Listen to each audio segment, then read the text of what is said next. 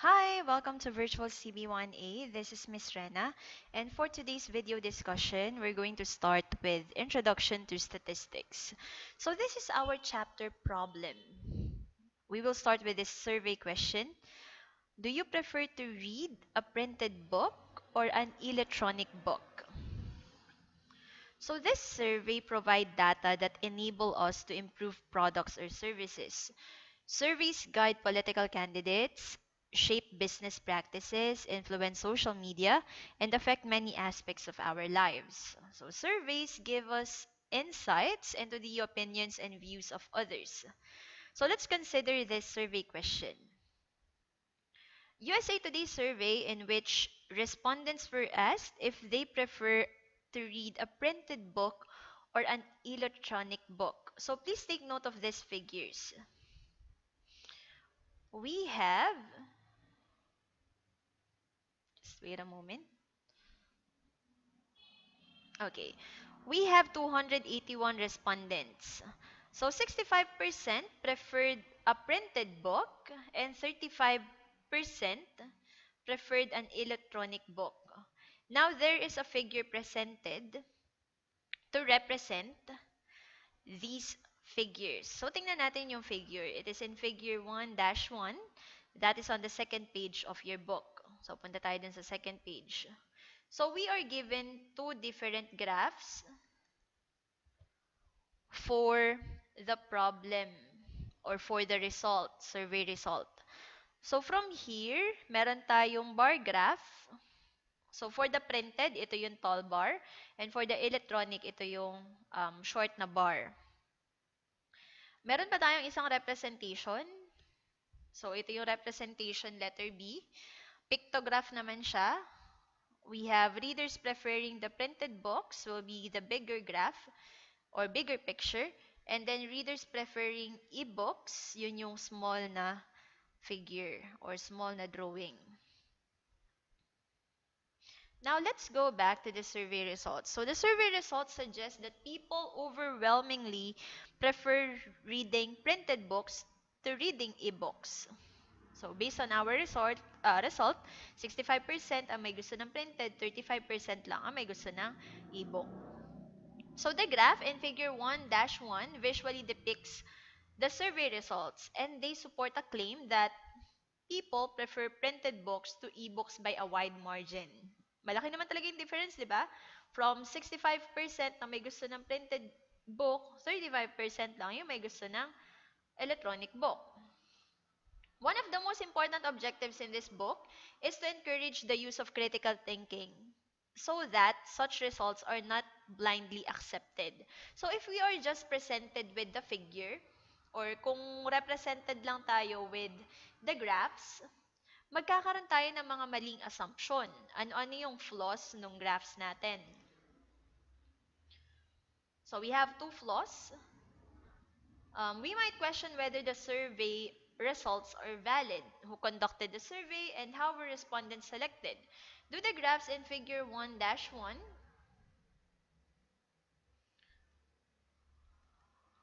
depict the results well, or are those graphs somehow misleading? So the survey results presented here have major flaws that are among the most commonly used.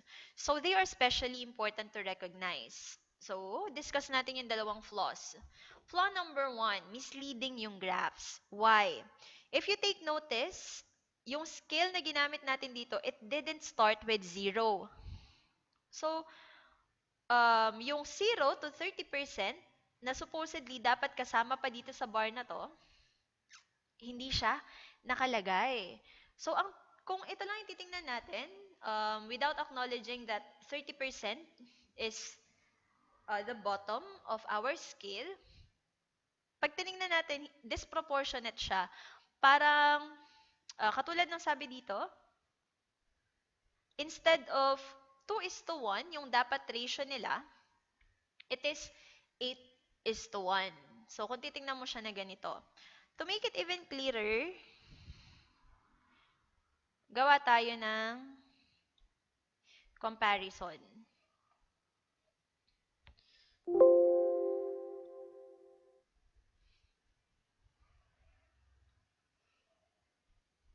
Ayaw niya ma-paste. Okay. So this is our graph. But, there are portions of it na hindi nakasama. So, si 20%, si 10%, at si 0%. So, dapat, extended pa siya dito. Meron tayo ditong 20%,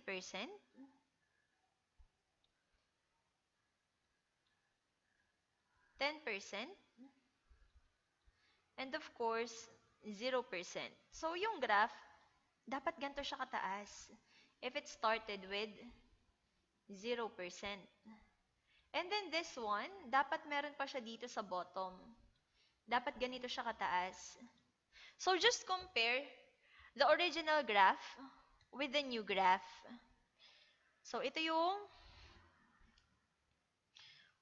original graph natin. And then, ito yung new graph. So, dito, we will assume that by glancing at the graph, the ratio is 8 is to 1. Kung meron kang 100 na kinuha, about 80 yung gusto yung printed, tapos 10 lang yung may gusto ng electronic. Out of 281, ilan yon? So, 80% of 281, gusto yung printed. And then, about 28 lang yung may gusto ng electronic, which is wrong. So, dito, roughly, 250 something. Dito naman, mapapakita niya yung 65% and 35%. That is the real output or the real content of your survey result. About 2 is to 1 lang siya. About half yung may gusto ng electronic. And then, twice as much yung may gusto ng printed. So, I hope that was clear. So, misleading yung graph na to. Now, punta tayo dun sa pangalawang graph. Hindi rin proportionate yung graph natin dito, yung mga pictures natin, compared to our survey result. Again, our survey result states that 65% prefers reading printed book and 35% prefers reading ebook. Dito, hindi siya kasing laki ng difference nung sa bar graph natin, pero hindi pa rin siya 2 is to 1. Hindi pa rin siya half as much. Here, about 4 is to 1 instead of being the correct ratio, 65 is to 35 or 2 is to 1. So, mali yung representation natin ng survey results based on the graph. So, those two graphs depicts a misleading result. Yun yung flaw number 1 natin. Flaw number 2, bad sampling method. Why? The aforementioned survey responses are from a USA Today survey of internet users. Internet users. So, when we say internet users, these are people who are already familiar with the use of technology. So, you expect them to have an access to electronic books, di ba? So, the survey question was posted on a website and internet users decided whether to respond. This is an example of a voluntary response sample. May option yung mga nandun sa website kung sasagutan nila yung survey question or hindi. Kasi walang requirement.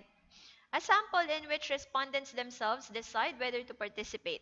With a voluntary response sample, it often happens that those with strong interest in the topic are more likely to participate. So the results are very questionable. Magkakaroon tayo ng bias. In this case, it is reasonable to suspect that internet users might prefer ebooks at a rate higher than the rate in the general population. When using sample data to learn something about a population, you have to take note of this. It is extremely important to obtain samples that are representative of the population from which the data are drawn. So as we proceed through this chapter and discuss types of data and sampling methods, We should focus on these concepts. Sample data must be collected in an appropriate way, such as through a process of random selection. So dito sa random selection natin dito, random sampling, marami tayong i-discuss na methods later. So if sample data are not collected in an appropriate way, the data may be so completely useless that no amount of statistical torturing can salvage them. So kapag hindi appropriate yung method na ginamit mo sa pagkolekta ng iyong sample, possibly mapunta lang sa waste yung effort mo kasi hindi na siya kayang i-save ng statistical manipulation. So you have to be careful when choosing your source of data. It would be easy to accept the preceding survey results and blindly proceed with calculations and statistical analysis, but we would miss the two critical flaws described above. We could then develop conclusions that are fundamentally wrong and misleading. Instead, we should develop skills in statistical thinking and critical thinking so that we can understand how the survey is seriously flawed.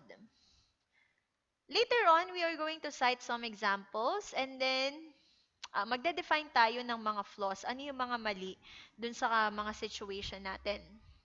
So these are our chapter objectives. Here is the single most important concept presented in this chapter. When using methods of statistics with sample data to form conclusions about a population, it is absolutely essential to collect sample data in a way that is appropriate. Here are the chapter objectives. First, statistical and critical thinking. Analyze sample data relative to context, source, and sampling method. Understand the difference between statistical significance and practical significance. Yan, may dalawa tayong importanteng words dito. You have to take note of them. Define and identify a voluntary response sample and know that statistical conclusions based on data from such a sample are generally not valid. Next, let's talk about types of data. Itong 1-2, types of data, I believe we already have a video presentation for this one. So, yung ginamit ko from my other lectures, if-forward ko na rin yun sa inyo. Same lang naman yung content. So, nauna to. First, you have to distinguish between a parameter and a statistic. Next, distinguish quantitative data and categorical or qualitative or attribute data. On your video lecture, yung ipinasa ko sa inyo, instead of qualitative or categorical, nakalagay doon, quantitative and qualitative, not quantitative and categorical. But either way, parehas naman siyang valid, parehas naman tama. Next, distinguish between discrete and continuous data. Determine whether basic statistical calculations are appropriate for a particular data set. Next, doon na tayo sa pangatlo. Collecting sample data. For collecting sample data, you have to define and identify a simple random sample. Understand the importance of sound sampling methods and the importance of good design of experiments. Okay. Now, let's proceed with statistical and critical thinking. May nakapost dito na open question. So, go figure. 78%, the percentage of female veterinarian students who are women, according to the Herald in Glasgow, Scotland. So, we begin with some basic definition. Ayan. So, itong mga definitions na to, presented na to dun sa video, but still, discuss pa rin natin siya. So, data. These are collections of observations such as measurements, genders, or survey responses. A single data value is called a datum. A term rarely used. The term data is plural, so it is correct to say data are, not data is. Statistics. It is the science of planning, studies, and experiments, obtaining data, and organizing, summarizing, presenting, and analyzing, and interpreting those data and then drawing conclusions based on them. So, if you will take notice, tong statistics na to, same lang din siya ng mga process natin sa researches. So, yung mga chapters natin, yan din yung ginagawa. So, first you obtain your data, next you organize, next you summarize, next you present, after that you analyze, then interpret, and finally, chapter 5, you have to draw your conclusions. A population is the complete collection of all measurements or data that are being considered. Typically, a population is the complete collection of data that we would like to make inferences about. And then we have a census. A census is the collection of data from every member of the population. So if your study will include the whole population, you will call the collection of data a census. But if you will just take certain information from a sample, a portion lang siya ng population, then it is called a survey. Next, a sample. A sample is a sub-collection of members selected from a population. So because populations are often very large, a common objective of the use of statistics is to obtain data from a sample and then use those data to form a conclusion about the population. So, time-consuming kasi minsan ang population and then ang flow rin ng census ay masyado siyang um, una, time-consuming. Next, may possible na makapag-destroy ka ng sample. It is destructive in some cases. For example, production. Sa manufacturing tayo. Light bulbs. You are going to, or soft drink. Mas madali pala yun. Soft drink. You are going to test whether its taste complies with the quality or the standard of your company. So, dun sa mga soft drinks, kukuha ka ng sample. And then, titikman siya nung qualified na product taster. If you are going to perform a census, kukuha ka ng data for every item that you produce. Destructive siya. Hindi mo na maibebenta yung ibang product. Kasi wala kang maibebenta na product for a certain production. Kasi nainom na lahat ng taster or nabuksan na lahat ng taster. So, one flaw of conducting a census is because it is destructive. Next, it is expensive. Kapag ka nagper-perform ka ng census, kailangan mo ng maraming papel. Kung phone naman siya, kailangan mo ng kailangan mong tumawag sa maraming tao kung phone survey siya. Kung mail-in siya, kailangan mo magpadala ng survey questionnaire sa maraming tao. So, sometimes, census can be very expensive. So, we can rely on survey or data collected from a sample and then draw conclusions for the whole population using that portion or using that sample. Gawa tayo ng isang example. Cite natin siya. Example number 1. Residential carbon monoxide detectors. In the journal article, Residential Carbon Monoxide Detector Failure Rates in the United States. So, nakalagay dyan kung saan siya galing. It was stated that there are 38 million carbon monoxide detectors installed in the United States. When 30 of them were randomly selected and tested, it was found that 12% of them failed to provide an alarm in hazardous carbon monoxide conditions. In this case, the population and sample are as follows. So, the population is all the 38 million carbon monoxide detectors in the United States. And the sample, the 30 carbon monoxide detectors that were selected and tested. The objective is to use the sample data as a basis for drawing a conclusion about the population of all carbon monoxide detectors. And methods of statistics are helpful in drawing such conclusions. So, your turn. Meron tayong gagawin mamaya. Do part A of exercise 2, reported versus measured. So, please, pakitandaan tong example na to. So, balikan natin yung kanina. Kung ginamit natin yung buong population, all 38 million carbon monoxide, Hindi siya possible. So, susugin mo isa-isa lahat ng 38 million. And then you have to check if they are defect, ano ba yun?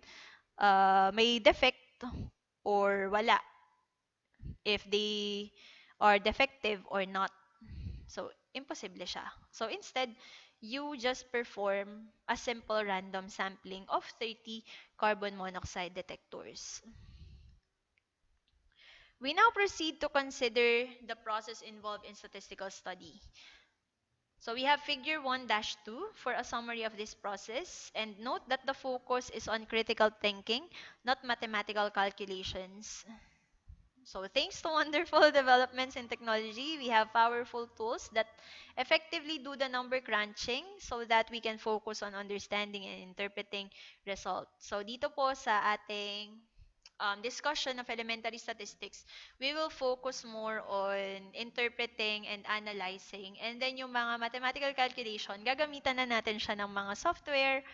And of course, yung pinakang accessible sa ating lahat, Excel.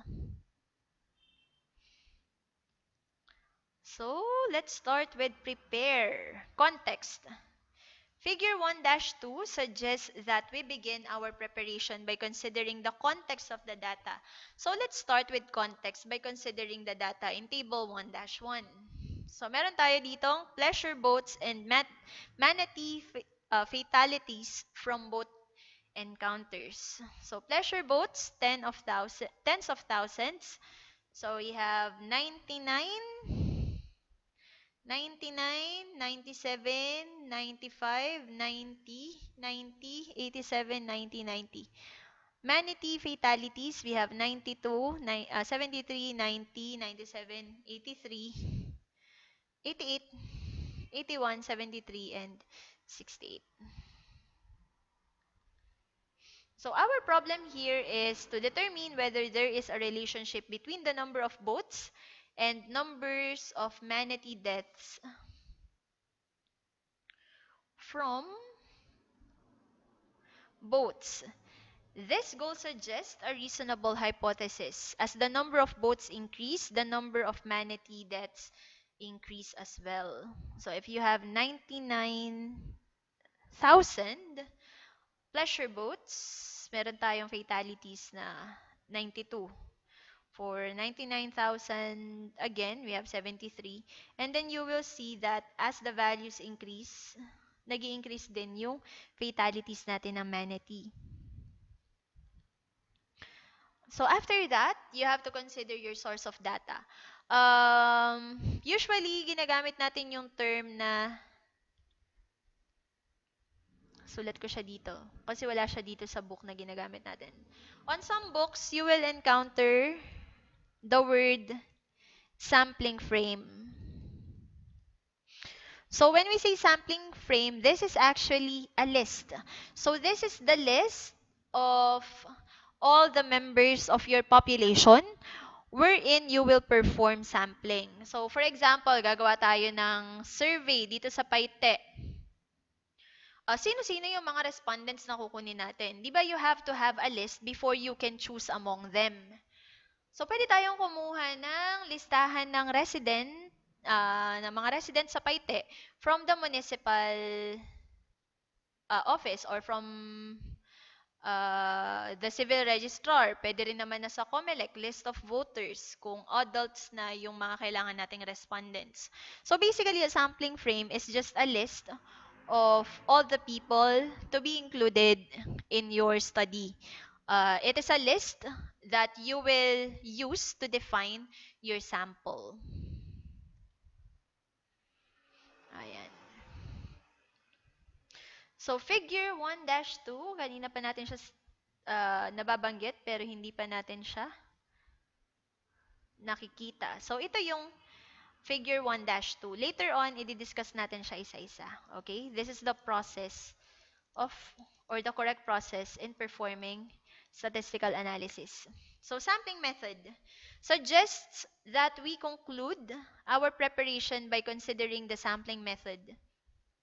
The data in Table 1-1 were obtained from official government records known to be reliable. The sampling method appears to be sound. Sampling methods and the use of randomization will be discussed in section 1-3.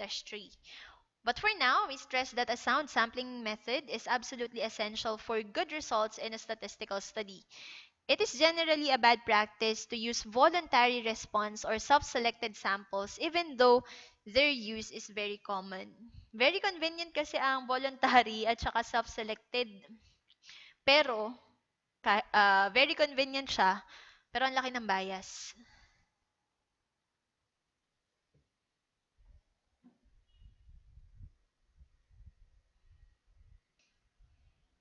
Okay, so let's continue with figure 1-2, yung kanina pa natin binabanggit. These are the content for each step.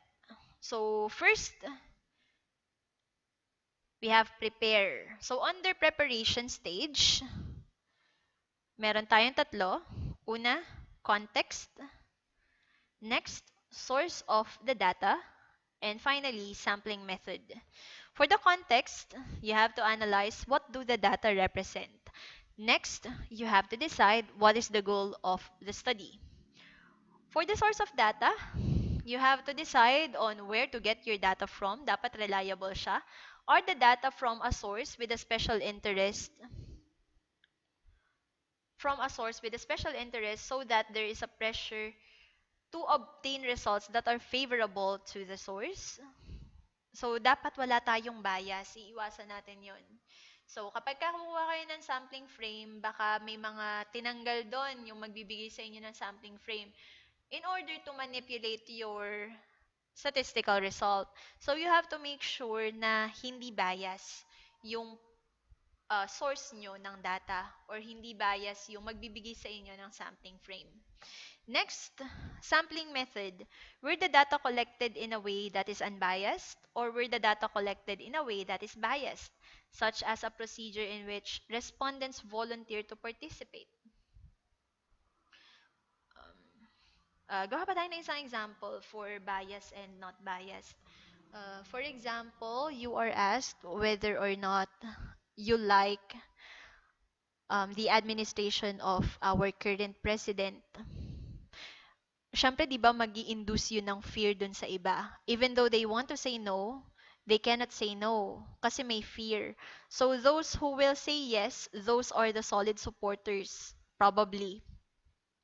So, sila lang yung voluntary magsasagot ng survey mo. And that will lead to a very favorable result to the ones who conducted the survey. Kasi alam nilang hindi magsasagot yung mga may fear, right? Now, let's go to the next stage. We have the second box, analyze. How do you analyze the data? So, there are different methods of performing analysis. So, pwede tayo mag-graph. Ayan. Pwede nyo i-represent yung data nyo in forms of graph. Bar graph, line graph, pictograph. Next, you have explore the data. Are there any outliers? Ito, importante to. Are there any outliers? Kasi kapag may outliers ka, may mga certain na statistical methods or statistical computations, techniques na hindi mo pwedeng gamitin. When we say outliers, these are numbers very far away from almost all of the other data. This can be an extremely high value o kaya naman extremely low value. Sobrang layo niya dun sa normal or dun sa usual. Next, what important statistics summarize the data? Ano-ano yung mga statistics natin? May mga finorward ako sa inyong video, so medyo familiar na rin siguro kayo dito. Meron tayong mga measures of central tendency, meron tayong measures of dispersion, so such as the mean and the standard deviation. Next, how are the data distributed? Next, are there missing data?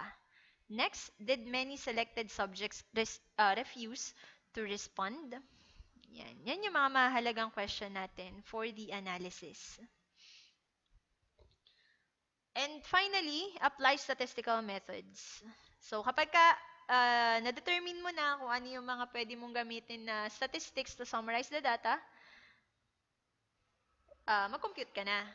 So, use technology to obtain results. Hindi dito sinabi basta na compute or find the value. You can use technology.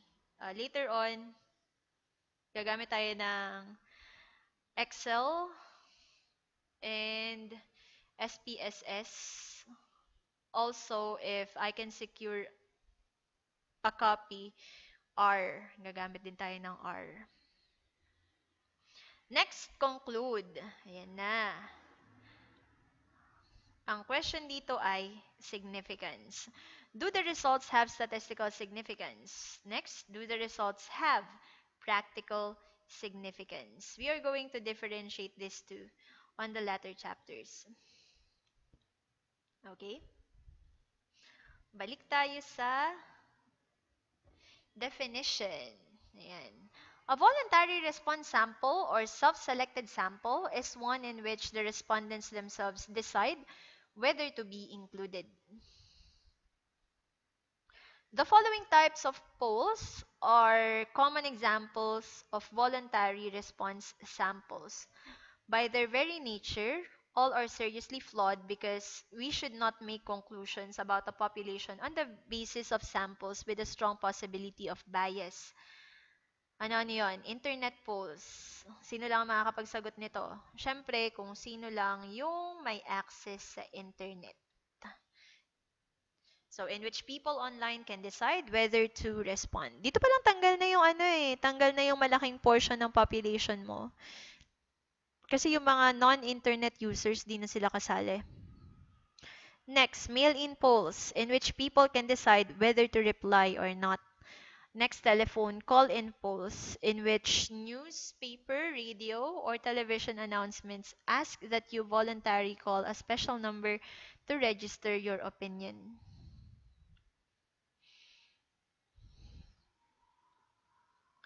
So the chapter problem involves a USA Today survey with a voluntary response sample. See also the following example 2.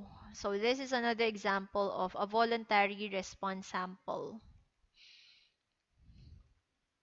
The ABC television show Nightline asked viewers to call in with their opinion about whether the United Nations headquarters should remain in the United States.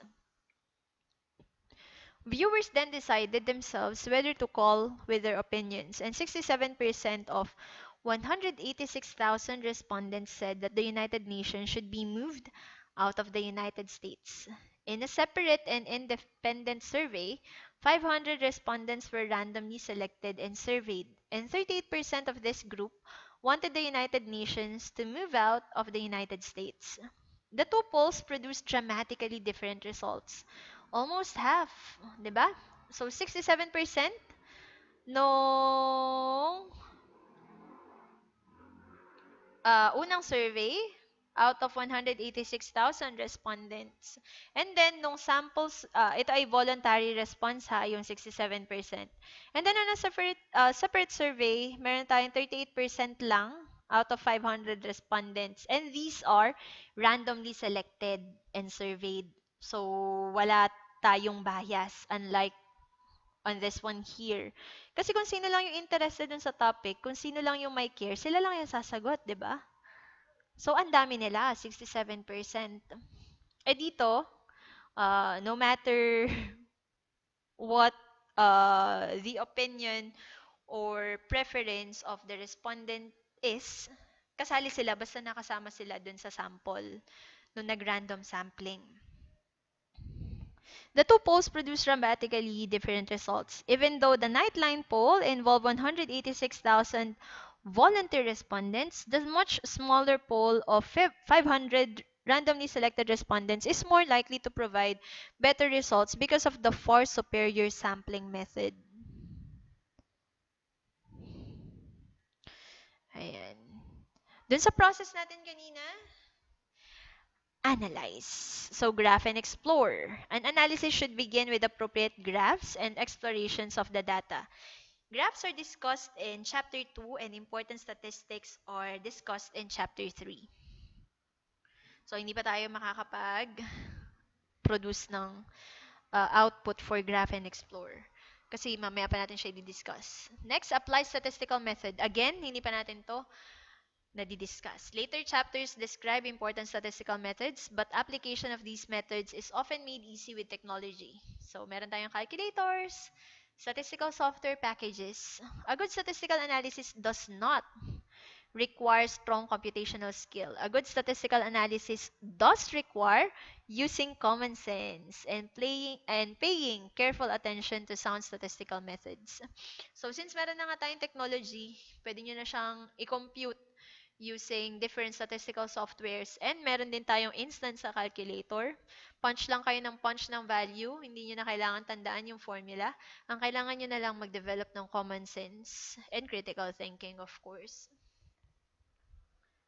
So let's continue. Conclude. Figure 1-2 shows that the final step in our statistical process involves conclusion, and we should develop an ability to distinguish between statistical significance and practical significance. So kanina pa natin nababanggit si statistical and practical significance. Let's give them formal definitions. Pag sinabi natin statistical significance, it is achieved in a study when we get a result that is very unlikely to occur by chance. A common criterion is that we have statistical significance if the likelihood of an event occurring by chance is 5% or less.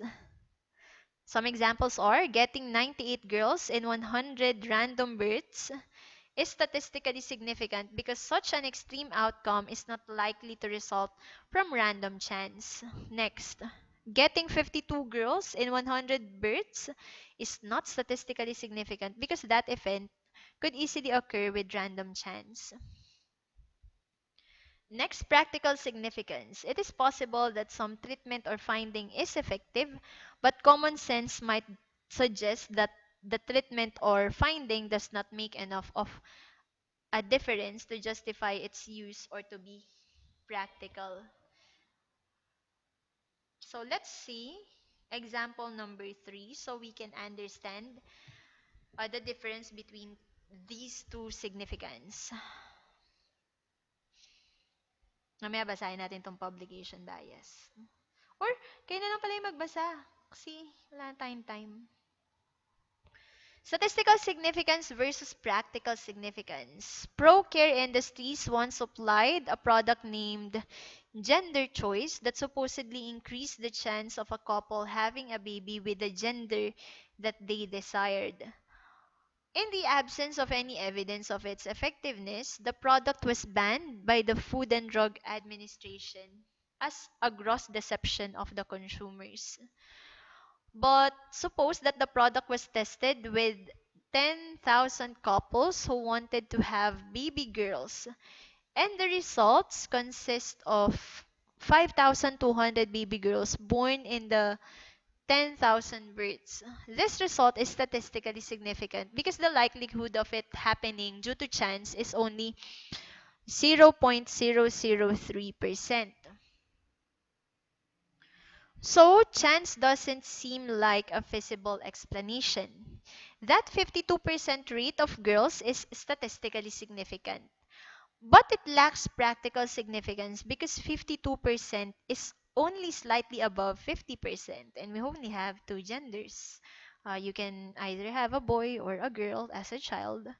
Couples would not want to spend the time and money to increase the likelihood of a girl from 50% to 52%. Note, in reality, the likelihood of a baby being a girl is about 48.8%, not 50%.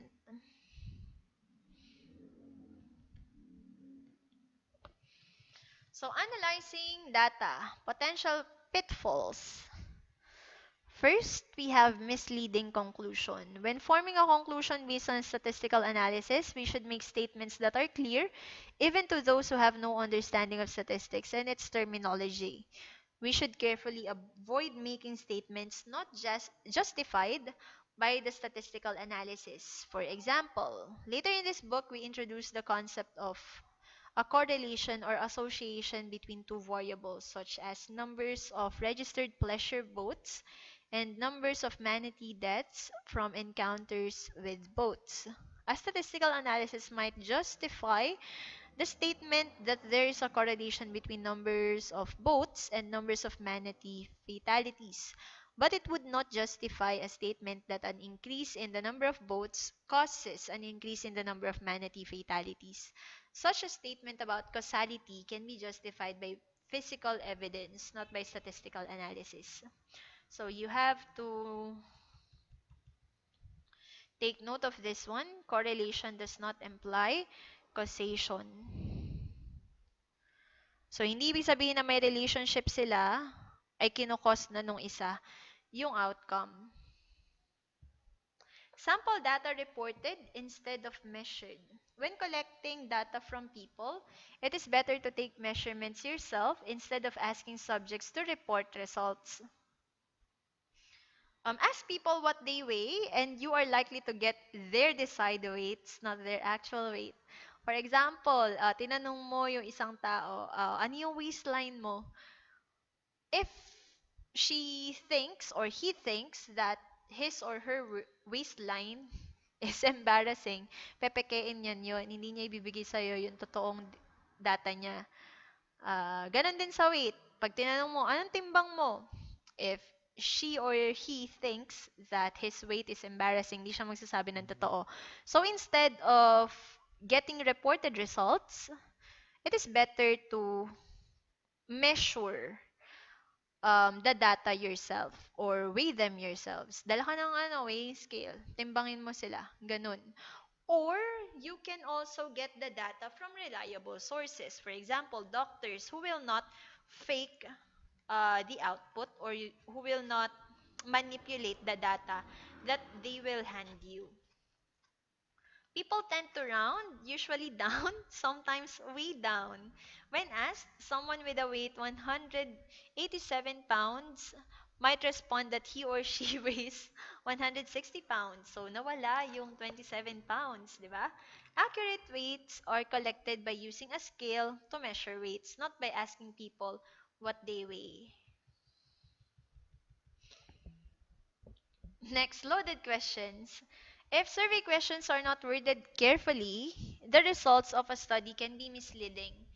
Survey questions can be loaded or intentionally worded to elicit a desired response. Here are the actual rates of yes response for the two different wordings of a question. 97% yes. Should the president have the line item veto to eliminate waste? Next, should the president have the line item veto or not? Okay. So one is worded more clearly than the other. Kaya nagkaroon ng difference on the output. Napakalaki ng difference from 97 and 57. Next order of questions. Sometimes survey questions are unintentionally loaded by such factors as the order of the items being considered. See the following two questions from a poll conducted in Germany along with the very different response rates. Would you say that traffic contributes more or less to air pollution than industry? So 45% blamed traffic, 27% blamed industry. Next, would you say that industry contributes more or less to air pollution than traffic? 24% blamed traffic and 57% blamed industry. So, what do we notice here? Kung sino yung unang nabanggit, siya yung may mataas na blaming rate. In addition to the order of items within a question, as illustrated above, the order of separate questions could also affect responses. Another thing that can affect your survey result ay non-response, yung hindi sumagot. A non-response occurs when someone either refuses to respond to a survey question or is unavailable. When people are asked questions, some firmly refuse to answer. The refusal rate has been growing in recent years, partly because many persistent telemarketers try to sell goods or services by beginning a sales pitch that initially sounds as though it is part of an opinion poll. Ayan. Yung mga nag-aalok, they make it look like they are conducting a survey, but in reality, after their fake survey, they will try to sell you a certain product. So, nadadala yung mga tao. Hindi na lang sila nagtutuloy ng conversation pagka may nagtatanong na. People who refuse to talk to pollsters are likely to be different from those who do not. Some may be fearful of strangers and others jealous of their privacy, but their refusal to talk demonstrates that their view of the world around them is markedly different from that of those people who will let poll takers into their homes. Next, percentages. Some studies cite misleading or unclear percentages. Note that 100% of some quantity is all of it, but there are references made to percentages that exceed 100%. Such references are often not justified. In an ad for the club, a device used to discourage car thefts, it was stated that the club reduces your odds of car theft by 400%. Ang likelihood na totoong mangyari siya, 100% lang. So, bakit may 400%? If the club eliminated all car thefts, it would reduce the odds of car theft by 100%. So, the 400% figure is misleading and doesn't make sense. The following list identifies some key principles to apply when dealing with percentages. These principles all use the basic concept that percent or percent really means divided by 100. The first principle that follows is used often in this book. Percentage of.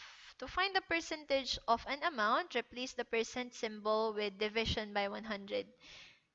And then interpret of to be of multiplication. So, ang keyword natin ay of. This example shows that 6% off. 6% off is 6 divided by 100. And then multiply after nung word na off. So, 6% is 6 over 100. Off will be interpreted as the operation multiplication. So, 6 over 100 times 1,200 is 72. Ngayon, mag-change naman tayo ng form. Decimal to percentage. To convert from a decimal to a percentage, multiply by 100%. This example shows that 0.25 is equivalent to 25%. So, 0.25 times 100, and then affix the percent symbol, it is 25%. So, let's continue. Fraction to percentage. So, to convert from a fraction to a percentage, divide the denominator into the numerator to get an equivalent decimal number. Then, multiply by 100%. This example shows that the fraction 3/4 is equivalent to 75%. So, 3 over 4, divide natin siya, you will end up with 0.75. And to change decimal to percent, just multiply it by 100 and then affix the percentage symbol. So, move natin si decimal point 2 units to the right. You will have 75%. After that, percentage to decimal naman tayo. To convert from a percentage to a decimal, replace the percent symbol with division by 100. This example shows that 85% is equivalent to 0.85. So, 85% division by 100 tayo. So, 85 times 1 over 100 or 85 over 100 is equal to 0.85. Okay. So, that is the first part pa lang. Preliminary parts pa lang siya nung chapter natin. Now, dito tayo sa basic skills and concepts. we are going to apply the things that you have learned earlier. Statistical literacy and critical thinking. Online medical info. USA Today posted this question on its website. How often do you seek medical information online? Of 1,072 internet users who chose to respond, 38% of them responded with frequently. What term is used to describe this type of survey, in which the people surveyed consist of those who decided to respond? What is wrong with this type of sampling method? So, review tayo. Ano yung sagot natin dito? What term is used to describe this type of survey? Anong sagot? So, clue. Nagsisimula siya sa letter V. Ayan. Voluntary. And then, what is wrong with this type of sampling method? So, syempre, bias siya because only those who have the access to internet will answer this question. So, there are some people who are not part of the population who will not be or who will not have representative in the sample. Next, number 2, reported versus measured. In a survey of 1,046 adults conducted by Bradley Corporation, subjects were asked how often they wash their hands when using a public restroom, and 70% of the respondents said always. Identify the sample and the population. So the sample is,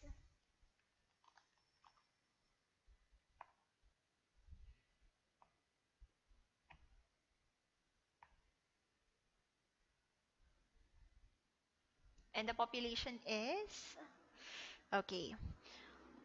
So, dito tayo sa sample. In a survey of 1,406 adults. So, these are the sample. 1,406 adults. What is the population? So, the population of all the adults who use public restrooms. Next, why would better results be obtained by observing the hand washing instead of asking about it? Because, um, ano ba yung tama? We are taught to always wash our hands after using the bathroom. So, not complying with this rule is somewhat embarrassing. So, they will probably lie about their habits. Kasi kapag ka nakakaya yung habit mo, o sa tingin mo, mali yung habit mo, hindi mo siya sasabihin, di ba? So, instead of asking them whether they wash their hands or not, it is better to perform an observation instead of an interview. Okay? And since tayo ay, ano lang naman, selected topics, hanggang dito lang tayo sa number 3. Statistical significance versus practical significance. When testing a new treatment, what is the difference between statistical significance and practical significance? Can a treatment have statistical significance but not practical significance? Okay, let's analyze. So, yung sa babies kanina, um, ang probability lang ay 0.003%. So, getting 52% is,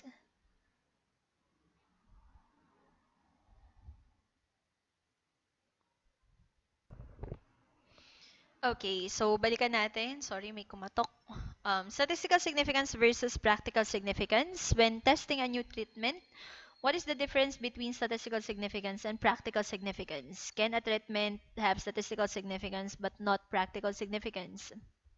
Okay, so when testing a new treatment, if you use statistical tools, that is fitted for your type of data, and it was found out to be significant, then statistically significant siya. And then for practical significance, if it didn't comply with the values that is needed for statistical significance, but by observation, mukhang effective, then it is practically significant. So can a treatment have statistical significance but not practical significance? Well, yes. As mentioned earlier, pwedeng yung value niya ay hindi statistically significant but by observation, practically significant siya. So, yes, ang sagot dito sa pangalawang question. Okay. So, that will conclude our first chapter. I think this is the end of our first chapter. Punta na tayo sa susunod na chapter natin. Ay, hindi pa pala. Ano lang pala, next section. So, before we start with the next section, cut ko na muna dito kasi masyado na siyang mahaba. And then I will just send you the link for the types of data. Kasi meron na naman tayong um, ano nito, meron na tayong video nito. Siguro mag-cite na lang tayo nung ibang mga examples. Okay? So, thank you for listening and good luck. Bye!